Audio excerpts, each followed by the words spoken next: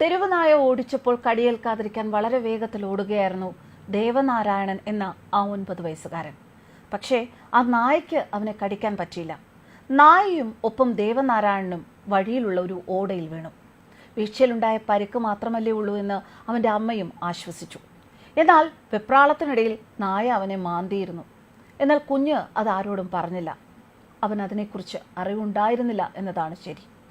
പേ വിഷബാധ ഉണ്ടാകാൻ പട്ടി കടിക്കണം എന്നില്ല. പേ വിഷബാധ ഉള്ള നായയുടെ നഖങ്ങൾ കൊണ്ടാലും മതി. ഇതൊരു പാഠമാണ്. നമ്മുടെ കുഞ്ഞുങ്ങളെ ഇതൊക്കെ പറഞ്ഞ് മനസ്സിലാക്കണം. അതിനുള്ള ഒരു പാഠം. പക്ഷെ ഒരു മുൻകരുതൽ എന്നോണം ദേവനാരായണന് പേ വിഷബാധയ്ക്കെതിരെയുള്ള ഒരു ഇഞ്ചക്ഷൻ എടുത്തിരുന്നു എങ്കിൽ അവൻ ഇന്ന് ജീവനോടെ ഉണ്ടാകുമായിരുന്നു. ഒരു അധ്യയന കാലം കൂടി ആരംഭിക്കുമ്പോൾ നമ്മുടെ കുഞ്ഞുങ്ങളെ ചില കരുതൽ പാഠങ്ങൾ കൂടി പഠിപ്പിക്കാൻ നാം തയ്യാറാകണം എന്നാണ് ദേവനാരായണന്റെ ഈ വാർത്ത നമ്മളെ ഇപ്പോൾ പഠിപ്പിക്കുന്നത്. 2018 കേരളത്തെ നടുക്കിയ പ്രളയ സമയത്ത് ജീവിതത്തിലേക്ക് തിരിച്ചു വന്നതാണ് ദേവനാരായണൻ. ആ ദേവനാരായണനെ കാത്തിരുന്നത് ഇത്തരത്തിൽ സ്വന്തം അശ്രദ്ധ മൂലമുള്ള ഒരു അപകടമായിരുന്നു. വീട്ടിൽ നിന്ന് പുറത്തേക്കിറങ്ങാൻ ശ്രമിച്ച ആ 2 വയസ്സുകാരൻ ദേവനാരായണൻ മുറ്റത്തെ വെള്ളക്കെട്ടിലേക്ക് വീണുപോയി. ഇത് കണ്ടുനിന്ന അയൽവാസി അവനെ രക്ഷപ്പെടുത്തി ആശുപത്രിയിലാക്കി. ആ കുഞ്ഞാണ് ഇന്ന് തെരുവുനായുടെ കടിയേറ്റില്ല എങ്കിലും തെരുവുനായ്ക്കൊപ്പം ഓടി ഓടയിൽ വീണ് ഇപ്പോൾ മരണത്തിന് കീഴടങ്ങിയിരിക്കുന്നത്. സംസ്കാരം കഴിഞ്ഞ ദിവസം രാവിലെ വീട്ടുവളപ്പിൽ നടന്നു. അപ്പോഴും പ്രളയകാലത്തെ ഓർമ്മപ്പെടുത്തുന്ന തരത്തിൽ മുറ്റത്ത് നിറയെ വെള്ളമായിരുന്നു എന്നാണ് ജനങ്ങൾ പറയുന്നത്. വെള്ളക്കെട്ടിൽ ഇഷ്ടിക അടുക്കിയാണ് സംസ്കാരത്തിനുള്ള ഒരുക്കം നടത്തിയത്. പാടശേഖരത്തോട് ചേർന്നുള്ള 4 സെന്റിൽ തീരെ ചെറിയൊരു വീടാണ്. ഒരു ചെറിയ മഴയ്ക്ക് പോലും മുറ്റത്ത് വെള്ളം നിറയും. വീട് പരിസരം മണ്ണിട്ടുയർത്തുന്ന പദ്ധതിയുടെ സഹായം ഈ കുടുംബം തേടിയിരുന്നുവെങ്കിലും അതിന് ഫലമുണ്ടായില്ല. സാമ്പത്തികമായി ഏറെ പിന്നാക്കം നിൽക്കുന്നവരാണ് ആശാരിപ്പണിക്കാരനായ ദീപു. 6 മാസം മുൻപാണ് ദീപു ജോലി തേടി ഗൾഫിൽ പോയത്. കാര്യമായ സമ്പാദ്യമൊന്നുമില്ല.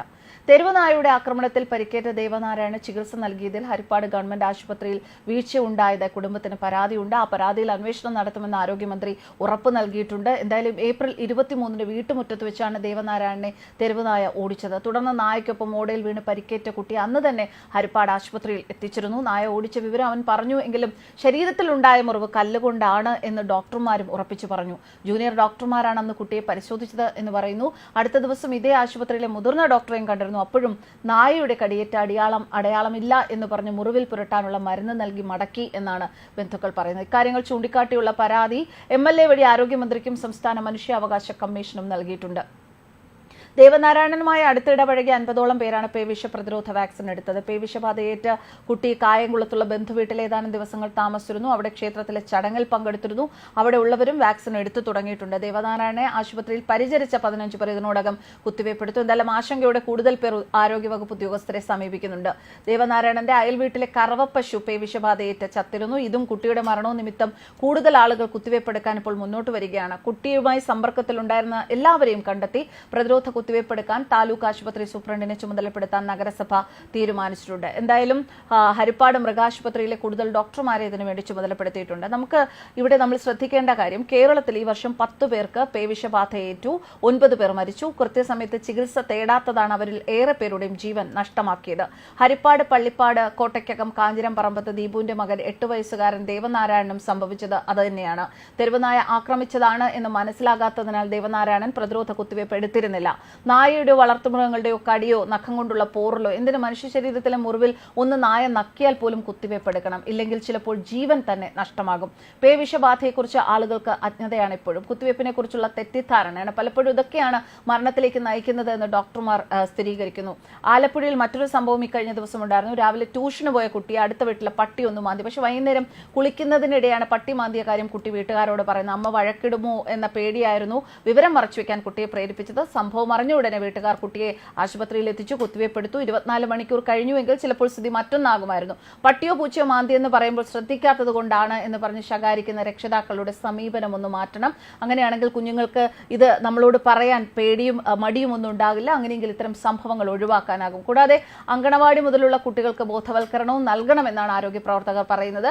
വളർത്തുനായും പൂച്ചയും കടിച്ചാലോ മാന്തിയാലോ ചിലർ കാര്യമാക്കാറില്ല. അവയ്ക്ക് പേവിഷ പ്രതിരോധ കുത്തിവയ്പ് എടുത്തതിനാൽ തങ്ങൾക്കും വേണ്ട എന്ന ചിന്തയാണ് പലർക്കും ഉള്ളത്. എന്നാൽ ആ വിചാരം തെറ്റാണ് എന്ന് ഡോക്ടർമാർ പറയുന്നു. മൃഗങ്ങൾക്കുള്ള പ്രതിരോധ കുത്തിവയ്പ്പിന്റെ ഗുണം അവയ്ക്ക് മാത്രമാണ് കൂടുതലും ലഭിക്കുന്നത്. മനുഷ്യർക്ക് കിട്ടണമെങ്കിൽ മനുഷ്യരും കുത്തിവയ്പ്പ് എടുക്കണം. ശരീരത്തിലെ മുറിവിൽ നായയോ പൂച്ചയോ മറ്റു വളർത്തുമൃഗങ്ങളോ നക്കിയാലും കുത്തിവയ്പ്പ് വേണം. എന്തായാലും നമ്മുടെ കുഞ്ഞുങ്ങൾക്ക് ഇത്തരത്തിലുള്ള ചില കാര്യങ്ങൾ കൂടി നമ്മൾ പറഞ്ഞു കൊടുക്കേണ്ടതായിട്ടുണ്ട്. നമുക്കറിയാം, ആലപ്പുഴയിൽ ഒരു പെൺകുട്ടി ജോലിക്കായി വിദേശത്തേക്ക് പോകുന്ന സമയത്ത് അറിയാതെ അരളി പൂവെടുത്ത് കടിച്ചതാണ് ആ കുട്ടിയുടെ ജീവൻ ഇല്ലാതായത്. ഇതുപോലുള്ള ഒരുപാട് കാര്യങ്ങളുണ്ട്. അശ്രദ്ധ കൊണ്ട് സംഭവിക്കുന്ന കാര്യങ്ങൾ.